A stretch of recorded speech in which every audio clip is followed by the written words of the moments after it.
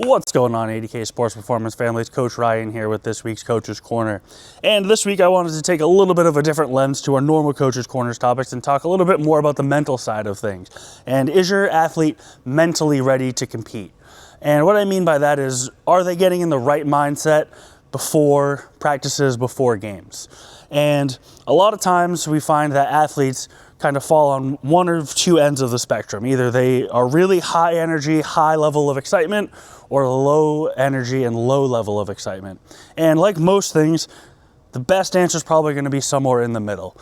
But there's things that we can do in order to help you find that happy medium. So for some of our athletes that are more higher energy going into competition, they're really excited, fired up, that's great. However, if they're too excited and too fired up, there could be some negative consequences in terms of getting too excited before a game or too riled up on the bus ride over. When it's time to get into the game, you've already burned off a lot of energy and you're tired halfway through.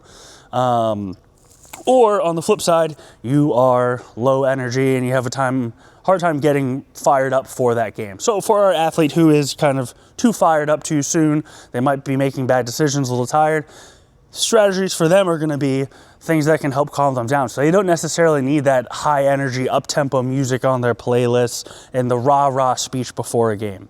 Whereas our athlete on the other end of the spectrum who has a harder time getting fired up and locked in for the game, they do need that higher energy music, rah-rah speech, things like that. So a lot of this kind of is athlete dependent and will take some time for an athlete to kind of figure out that sweet spot for them. And also something that could change over time. As you get older and more mature, you might find yourselves being able to be a little bit more calm going into a competition or vice versa. But really figuring out what works best for you so you can really hit that flow state, that middle ground where you're excited, but you're still able to make good decisions and maintain your energy throughout your game or practice is super important.